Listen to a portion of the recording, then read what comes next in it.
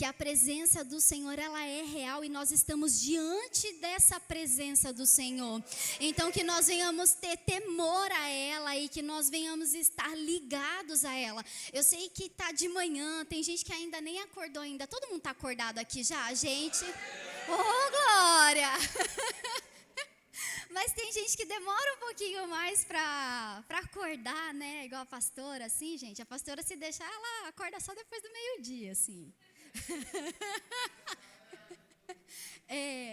Pena que isso não é possível, né, gente? Mas quem é matutino igual eu, tipo, já acorda já acordado mesmo, né? Então, vamos lá.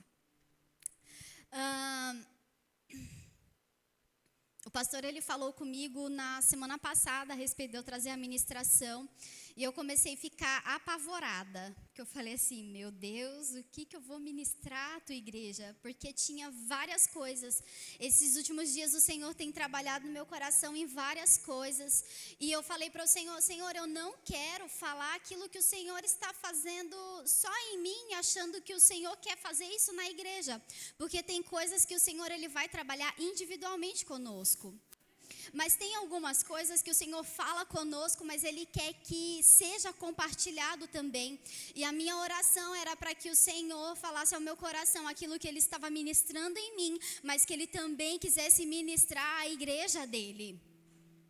Então, o Senhor, Ele me levou muito à história de Neemias.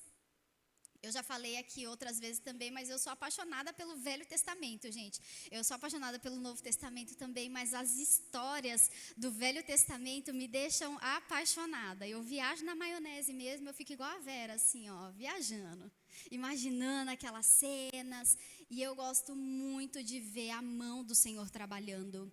Porque no Novo Testamento, eles estavam ali com Jesus e eles já tinham ali o Espírito Santo pós Jesus ter ido. Mas no Velho Testamento, eles acreditavam num Deus que tinha falado apenas com algumas pessoas, com alguns profetas. Eles não tinham um contato direto como nós hoje temos.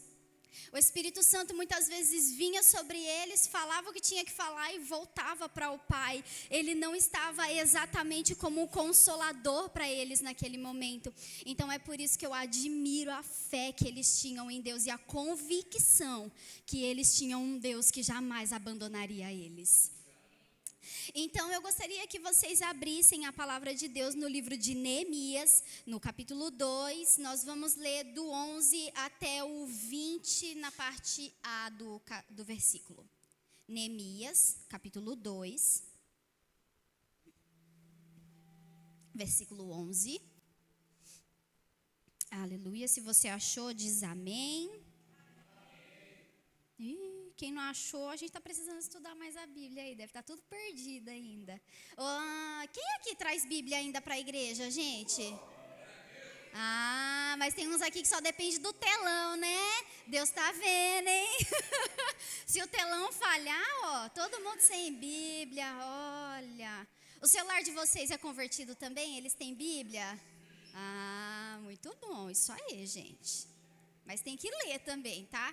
Não só tem a Bíblia aí, não, mas leiam ela. Todo mundo já achou agora? Neemias 2:11. Eu vou ler aqui, quem quiser acompanhar no telão pode acompanhar. Tá na versão mesmo. Cheguei a Jerusalém e depois de 3 dias de permanência ali, saí de noite com alguns dos meus amigos. Eu havia contado a ninguém o que meu Deus havia posto em meu coração, que eu fizesse por Jerusalém. Não levava nenhum outro animal, além daquele em que eu estava montado. De noite saí pela porta do vale na direção da fonte do dragão e da porta do esterco, examinando o muro de Jerusalém que havia sido derrubado e suas portas que haviam sido destruídas pelo fogo. Vamos repetir de novo aqui essa parte? De noite, saí pela porta do vale, na direção da fonte do dragão e da porta do esterco, examinando o muro de Jerusalém, que havia sido derrubado, e suas portas que haviam sido destruídas pelo Fui até a porta da fonte do tanque do rei, mas ali não havia espaço para o meu animal passar. Por isso subi o vale ainda de noite, examinando o muro. Finalmente voltei e tornei a entrar pela porta do vale. Os oficiais não sabiam aonde eu tinha ido ou o que eu estava fazendo, pois até então eu não tinha dito nada aos judeus, aos sacerdotes, aos nobres, aos oficiais e aos outros que iriam realizar a obra. Então eu lhes disse: vejam a situação terrível em que estamos. Jerusalém está em ruínas e suas portas foram destruídas pelo fogo. Venham, vamos reconstruir os muros de Jerusalém, para que não fiquemos mais nessa situação humilhante. Também lhes contei como Deus tinha sido bondoso comigo e o que o rei tinha dito. Eles responderam: sim, vamos começar a reconstrução. E se encheram de coragem para a realização desse bom projeto. Quando, porém, Sambalate, o horonita, Tobias, o oficial amonita, e Gesem, o árabe, souberam disso, zombaram de nós, desprezaram-nos e perguntaram: o que vocês estão fazendo? Estão se rebelando contra o rei? Eu lhes respondi: o Deus dos céus fará que sejamos bem-sucedidos. Até aí. Nós precisamos entender algumas coisas antes de eu falar exatamente da ministração a respeito disso. Eu não sei se vocês sabem, mas a Bíblia, ela tem vários livros, porém, eles não estão em ordem cronológica. O que isso quer dizer? Não está tipo assim, olha, realmente, do Gênesis realmente começou lá, porém do Êxodo, e tem alguns acontecimentos depois que, um está descrito aqui, e lá em Salmo, um Salmo está querendo descrever aquilo que aconteceu em Crônicas, aquilo que aconteceu em 1 Samuel, então tem coisas que não estão numa ordem cronológica de tempo. Então nós precisamos entender que o que está acontecendo aqui foi depois de alguns acontecimentos que já foram relatados na Bíblia. E tem coisas que aconteceram aqui que em alguns livros ainda não havia acontecido. Deu para vocês entenderem mais ou menos o que é a ordem cronológica da Bíblia? Deu? Tá todo mundo com cara de ué? Mas é isso, gente. Existem Bíblias hoje em dia, se vocês quiserem entender o que aconteceu, tá? Mas quem era contemporâneo de quem? Quem estava vivendo na mesma época? Para entender alguma coisa da história bíblica, existe Bíblia que já está na ordem cronológica, tá bom? Só a nível de conhecimento mesmo isso, tá bom? Guardem isso. E vamos lá. A segunda coisa que nós precisamos entender é que aqui está sendo falado de Jerusalém. E o que era Jerusalém? Nós sabemos que o povo escolhido do Senhor, como relatado na Bíblia, é o povo de Israel. Olivia, mas por que ele escolheu Israel? Gente, pergunta para Deus, ou então quando chegar lá, vocês descobrem. Tem motivo, mas ele que vai saber, tá? Então, ele escolhe o povo de Israel como o povo eleito dele para distribuir a partir dali a palavra dele e ele se fazer conhecido através daquele povo. Porém, Israel não tinha uma capital exatamente, ainda não era uma sociedade como nós sabemos que é hoje, que tem um país, um estado, uma cidade e tal. Eram povoados ali, eram tudo distribuído entre povos. O povo ali, a cidade... Não tinha uma organização exatamente assim.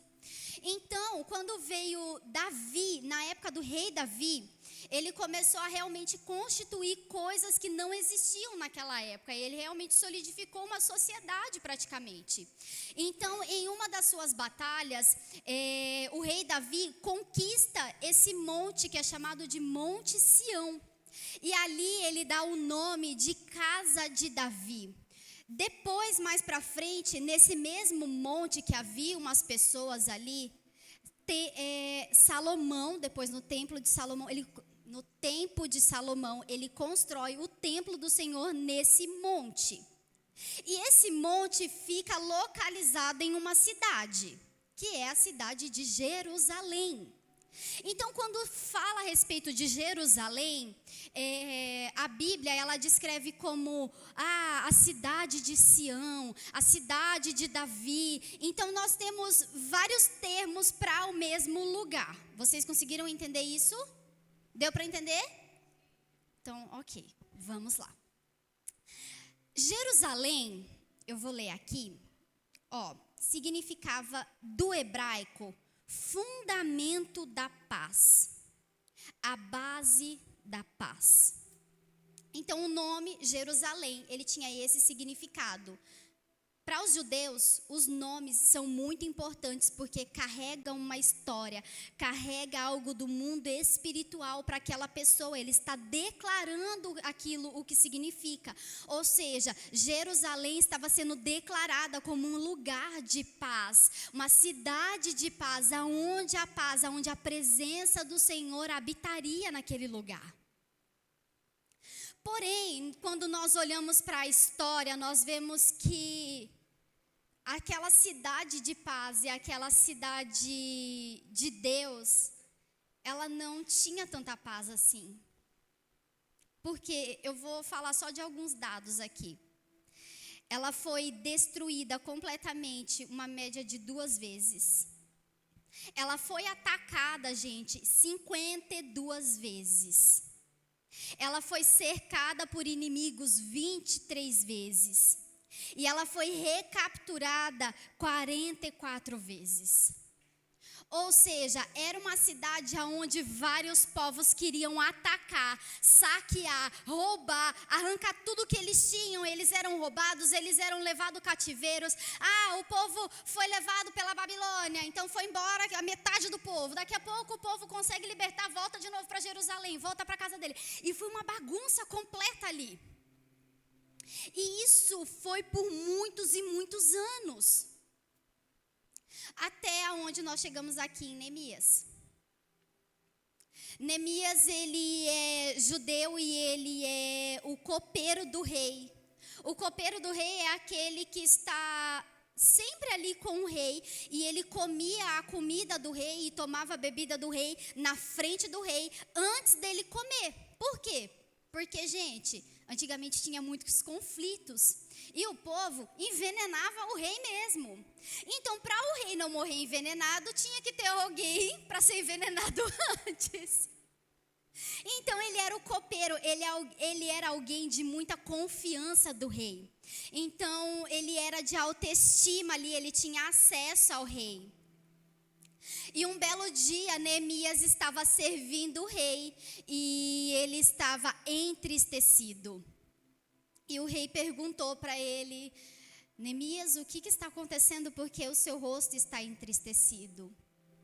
E ele fala: rei, é porque eu soube que a cidade onde os meus pais estão sepultados está em ruínas. Ela está completamente destruída. E ele se compadece disso. Neemias estava entristecido porque da onde era para sair paz, estava apenas tendo miséria mesmo.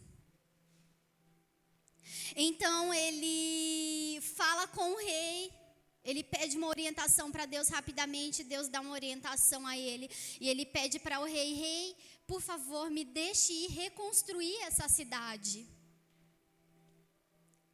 Então o rei fala: mas do que você precisa? E ele fala uma lista de coisas que ele precisa. Gente, que ousadia, né?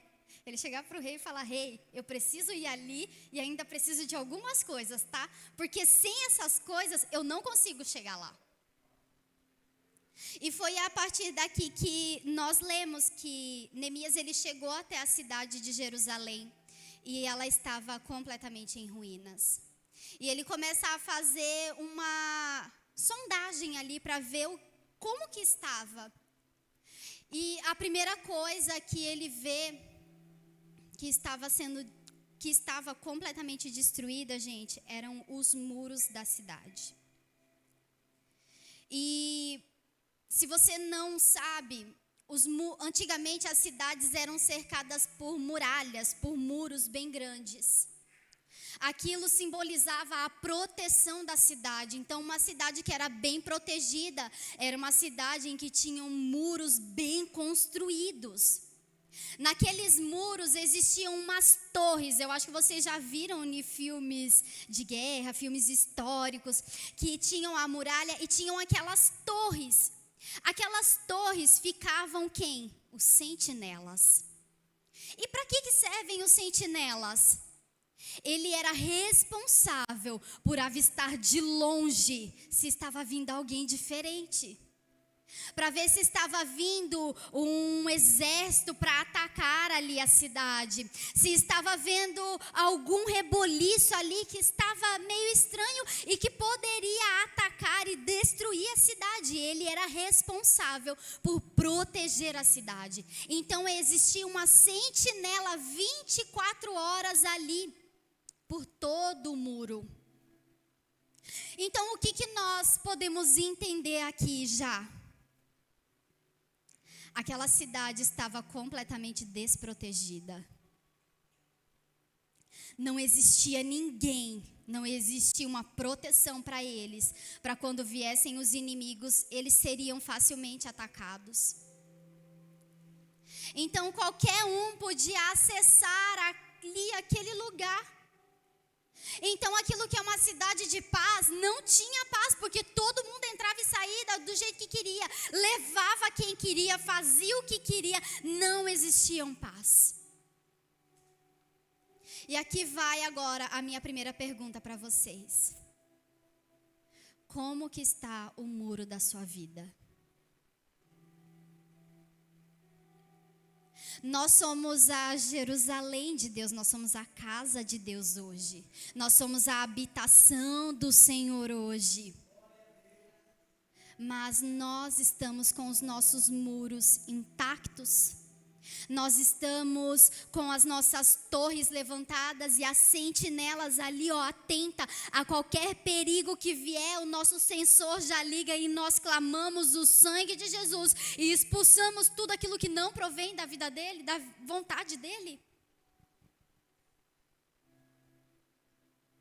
Ou será que nós andamos de qualquer jeito hoje em dia e que nós já deixamos qualquer coisa entrar no nosso coração?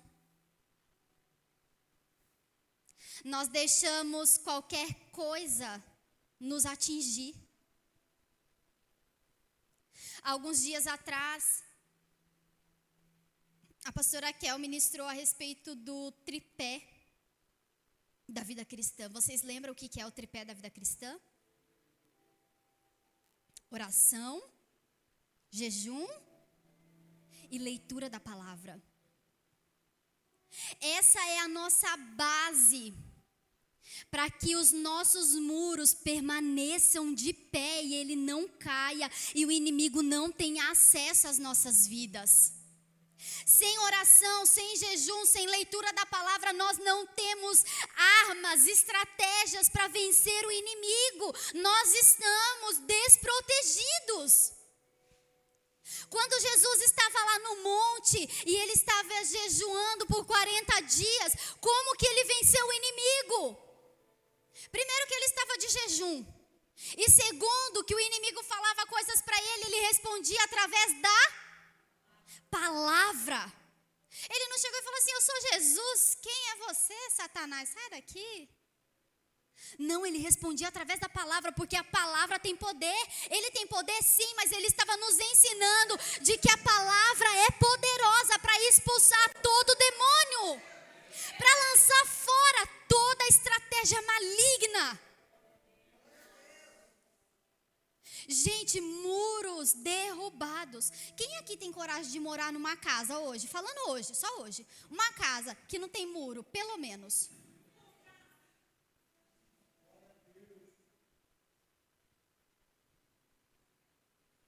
Amém? Amém. Quem tem coragem de morar aqui numa casa que está sem muro? Por quê? Porque qualquer um pode entrar na sua casa. Assim é também com a nossa vida espiritual. Se nós não levantarmos os muros da nossa vida espiritual, o diabo vai entrar e vai fazer a maior arruaça nas nossas vidas. Então, gente, protejam a vida de vocês. Protejam a casa de vocês. Um outro ponto que nós vemos ali no versículo 13. Pode projetar de novo o versículo 13, por favor? Aleluias. De noite saí pela porta do vale na direção da fonte do dragão e da porta do esterco, examinando o muro de Jerusalém que havia sido e cujas portas haviam sido destruídas pelo... Então, tem um outro significado muito importante aqui. Não só os muros estavam derrubados, mas antigamente as portas da cidade eram algo muito importante para uma cidade. Por quê? No livro de Ruth, nós podemos ver que Boaz, para libertar a Ruth e a família dela, né, dos devedores dela, ele foi aonde? Na porta da cidade. Por que ele foi na porta da cidade? Nada a ver, né? Foi resolver um problema na porta da cidade, gente. A porta da cidade naquela época era onde ficavam as pessoas responsáveis por julgar as causas do povo. Não tinha um Supremo Concílio exatamente num local igual o Tribunal de Justiça que existe hoje, não existiam. Então eles ficavam ali na porta da cidade para julgar a causa do povo. Então as leis eram impostas ali. Se você tivesse alguém que estava te devendo, era ali. Se você precisava de alguma solução para o seu problema, estava ali na porta da cidade. Mas Jerusalém estava com as portas queimadas. Então, além de ser um povo desprotegido por muralhas, eles eram um povo onde não existiam julgamentos, onde não tinham leis. Então, se tivesse alguém que te devesse e ele falasse que ele não ia pagar, não tinha ninguém que o forçasse a pagar. Se tivesse alguém que matou outra pessoa, não tinha ninguém para julgar e condená-lo ele a alguma coisa. Aquela cidade estava completamente desprotegida com relação a leis também. Não tinham quem defendesse eles. Não tinha quem julgasse a causa deles. Pensa, gente, gente, eu não tenho nem ideia de como que é isso. Uma desproteção total da vida. Não tinha ninguém para protegê-los, não tinha ninguém ali para salvar eles.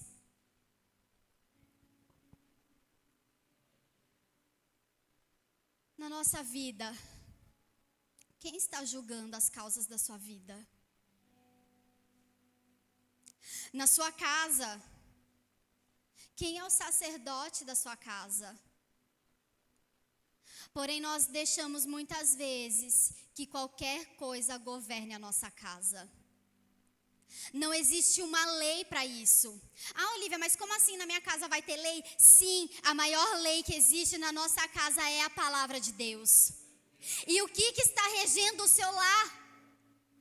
Quem está regendo o seu lar? Ai, Olivia, mas o meu filho, ele não é convertido. Então ele fica ouvindo na maior altura aquelas músicas horrorosas. Mas quem está regendo o seu lar nesse momento? O seu filho, a partir do momento que ele está na sua casa, ele ainda está sob a sua autoridade. E se você está sob a autoridade, quem está sob a autoridade de Deus? Você.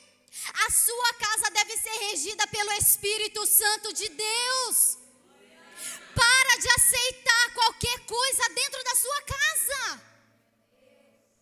Ah, mas o meu filho já é maior de idade, ele fala que ele manda no nariz dele. Ele não manda no nariz dele, quem manda é você. Se ele está debaixo da sua casa, ele ainda deve satisfação a você. Para de aceitar essas coisas. Muitas vezes os filhos, gente de 12 anos, 10 anos de idade, fala, eu não vou para a igreja. Aí o pai fala, tá bom, filho, então fica aí em casa assistindo. Quem governa a sua casa, gente, é Deus. Você, sacerdote do seu lar, tem autoridade. autoridade. Gente, eu cresci num lar cristão, mas eu fui adolescente também. Tinha dias que eu falava assim, eu quero ficar aí brincando na rua, eu não quero saber de igreja. O que eu vou fazer lá? Eu não entendo nada do que está acontecendo. O que eu vou fazer lá? Eu não vou não, meu pai e minha mãe que vão. E o que meu pai e minha mãe fazia? Brincar, você vai brincar de dia, à noite a gente vai para a igreja. Eu não quero. Vai sem querer. Quem manda sou eu. Não tinha conversa, gente. E hoje como que eu estou? Hoje como que minha irmã está? Aqui. Ai, mas não pode forçar o filho, porque ele tem vontade própria. Ele tem vontade própria até certo limite. Porque ali você está zelando pela vida espiritual dele, que ele não tem maturidade ainda para entender. Entenda que seu filho, quando ele é pequeno, ele não tem autoridade. Ele pode responder judicialmente? Ele não pode. Então por que ele vai querer se dominar? Você é autoridade dentro da sua casa. E as leis que governam o nosso coração. Eu vou contar um testemunho rápido aqui dessa semana do que aconteceu comigo. Só para vocês entenderem como o inimigo ele é sujo. É sujo. Eu fiz um voto com Deus que eu daria o dízimo, mas eu estaria dando um dízimo profético. O que é um dízimo profético? Gente, é algo, eu e Deus, tá bom? Igual o pastor fala, me deixa. É um valor que eu ainda não recebo. E eu estou para sair do meu serviço, tá? Outro detalhe, tá bom? Eu estou pela fé. É um valor que eu não recebo financeiramente, mas eu falei assim, Senhor, a partir de hoje, o meu dízimo será de tanto. Eu não aceito receber menos do que isso mais. Então eu falei para Deus, Deus, a partir desse dia eu vou dar tanto de dízimo e eu continuarei dando isso porque o Senhor vai prover na minha vida, eu creio nisso. Então esse para mim é meu dízimo profético. Está na Bíblia? Gente, não tá? Mas é algo meu e Deus, tá? A gente também tem que ser meio doido às vezes, nós temos que profetizar na nossa vida. E isso foi algo que Deus colocou no meu coração. E aí o que aconteceu? Eu fiz esse voto com Deus. E aí esses dias eu recebi um valor na onde eu trabalho. E aí se eu somar o que eu recebo com esse valor, ainda não dá o valor desse dízimo profético. Aí eu falei, sabe de uma? Pensei, né? Sabe de uma? Eu acho que eu não vou dizimar desse outro, eu só vou deixar, porque daí vai dar certo, né? Ainda está dentro do valor, né? Gente, que pensamento maligno, né? Que pensamento maligno. A gente não percebe os detalhes que o inimigo quer nos roubar. E aí eu falei assim, peraí. Mas uma coisa não tem nada a ver com a outra. Esse valor que eu recebi não é o meu salário, é além do meu salário. Eu estou dando um dízimo profético com relação ao meu salário. Esse não é o meu salário, eu tenho que dizimar daquele lá também. Eu falei, Satanás, vai roubar minha bênção? Não, sai fora. Eu falei, Deus, eu vou honrar o teu nome, porque quem me governa é o Senhor. Os pensamentos que vêm não me governam, porque os pensamentos do Senhor é o que me governa. Olivia, mas o que tem a ver uma coisa com a outra? Porque são nas pequenas coisas que os nossos muros vão sendo derrubados, são nas pequenas coisas que aos poucos as portas ali vão sendo derrubadas, vão sendo queimadas, e quando a gente vê, a gente já está sem proteção nenhuma. Sabe, ontem a gente estava até falando aqui no bate-papo de identidade, algumas coisas que nós como cristãos às vezes deixamos isso cercar a nossa vida. Igual a gente estava brincando, né, que enquanto nós não éramos realmente convertidos, nós éramos convencidos, nós ouvíamos músicas mundanas. Mas o que tem a ver? Tá falando de amor. Gente, como que uma pessoa que não conhece Deus pode falar de um amor genuíno? Vigia, irmão, no que você está ouvindo. Que amor é esse que hoje em dia está amando um, amanhã está amando o outro, e amanhã está amando o outro ainda? Vigia com aquilo que você tem ouvido. Essas são as pequenas coisas que entram nas nossas vidas, e quando a gente vê, as leis do Senhor já não estão governando mais a nossa vida, mas é uma lei mundana, de que hoje meu relacionamento não está bem, mas amanhã pode estar bem com outro. Não é um relacionamento que se hoje não está bem, o Senhor restaura e Ele faz tudo novo. É essa lei que precisa reger. Então nós ouvimos coisas que estão contaminando as nossas vidas e contaminando os nossos preceitos e contaminando as nossas bases e nós não estamos percebendo.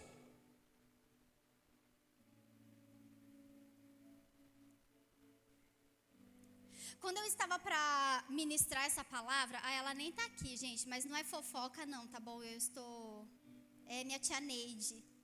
Eu estava com essa palavra no meu coração e eu ainda não tinha confirmação se eu ia ministrar isso. E aí teve um momento em que eu estava orando aqui e que eu parei de falar e eu ouvi a oração dela. E ela estava falando assim: Senhor, me perdoe, porque eu quase desisti de interceder pela minha casa, porque eu já estava cansada de interceder. E aí eu quero entrar no último tópico dessa ministração. Está no versículo 19. Quando, porém, Sambalate, o horonita, Tobias, o oficial amonita e Gesem, o árabe, souberam disso, o que eles fizeram? Fala de novo. E o que mais que eles fizeram? Quando nós estamos construindo a nossa vida com Deus, quando nós estamos fechando brechas, quando nós falamos não para as ofertas que o inimigo nos oferece, muitas vezes nós recebemos desprezo e zombaria das pessoas. Mas por que você vai na igreja? Você foi por tantos anos e o que aconteceu? Sua casa só piorou. Você só vai de mal a pior, porque você só fica dando dinheiro lá para a igreja, você só fica indo para lá, porque não sei o quê. As pessoas muitas vezes zombam de nós, porque nós estamos aqui buscando a Deus. Mas eles não entendem o que nós estamos fazendo, nós estamos construindo a nossa vida na rocha inabalável que é o Senhor. Eles não conseguem entender, eles não conseguem ver aquilo que nós estamos construindo hoje. Nós estamos fechando as brechas porque nós estamos protegendo a nossa casa, nós estamos protegendo as nossas vidas. Nós queremos que o reino de Deus seja estabelecido na nossa casa. Sabe, aquele povo, gente, só mais um detalhe. Aquele povo não estava desprotegido por um dia, 2 dias, 3 dias, eram por muitos e muitos anos. E aqui, quando nós vemos a história de Neemias, da última vez que alguém tentou reconstruir para a data que ele estava, já fazia 120 anos. 120 anos que aquela cidade estava desolada, ela estava desprezada. E o que é desprezo, gente? Não é quando alguém se esqueceu de você, é pior ainda. Sabe por que é pior? Porque o desprezo, ele não é alguém que esqueceu, é alguém que decidiu não fazer nada por você, mesmo sabendo que você estava naquela situação. Então eles sabiam que os governantes sabiam a situação em que eles estavam, porém não estavam fazendo nada. E tem coisas, gente, o Espírito Santo de Deus ministrava no meu coração muito forte. Que tem coisas que nós já estamos há anos buscando, há anos tentando. Aí nós desistimos porque foi muito pesado e nós retomamos de novo. Aí nós desistimos de novo, aí o Espírito Santo vem e vem e vem. E nós tentamos de novo e nós estamos tentando de novo, tentando de novo. Mas aqui, uma cidade que estava há 120 anos para ser reconstruída e não conseguia ser reconstruída, em 52 dias, Neemias conseguiu reestabelecer aquela cidade.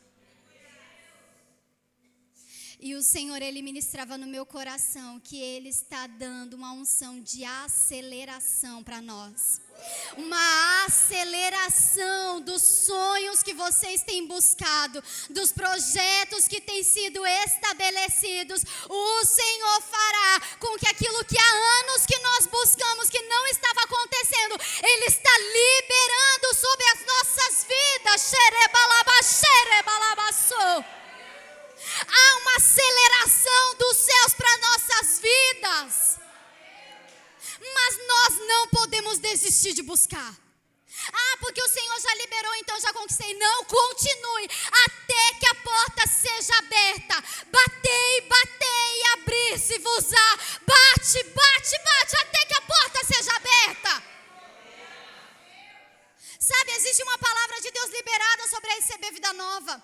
Aí nós olhamos para trás, nós falamos assim, nossa, mas já foi falado através do pastor Edson, já foi falado através do pastor Marcelo, nós já tentamos, nós já fizemos grandes coisas, não conseguimos, agora que a gente vai conseguir? Nós vamos conseguir sim. Nós vamos conseguir sim, porque nós vamos bater, porque nós vamos insistir, até que o Senhor nos dê aquilo que Ele já prometeu. Em nome de Jesus. Em nome de Jesus. Em nome de Jesus. Aleluias. E eu ainda creio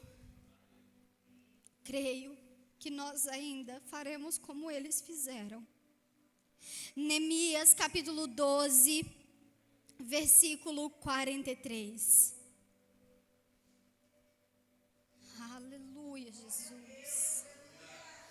Aleluias. Eu gostaria que vocês já se colocassem de pé, gente. Nós vamos ler em uma só voz aqui. A equipe de louvor também já pode subir. Aleluias. Nós vamos ler com uma convicção no nosso coração de que o Senhor já nos entregou. Aleluias. Aleluias. Eu vou contar até 3 e aí a gente lê em uma só voz, ok? Ok? 1, 2, 3. Naquele dia, contentes como estavam, ofereceram grandes sacrifícios, pois Deus os enchera de grande alegria. As mulheres e as crianças também se alegraram, e os sons da alegria de Jerusalém podiam ser ouvidos de longe. Aleluias! O grito de alegria será ouvido de longe. Em nome de Jesus. Em nome de Jesus. Nós não vamos desistir. Nós não vamos parar, porque o Senhor está conosco.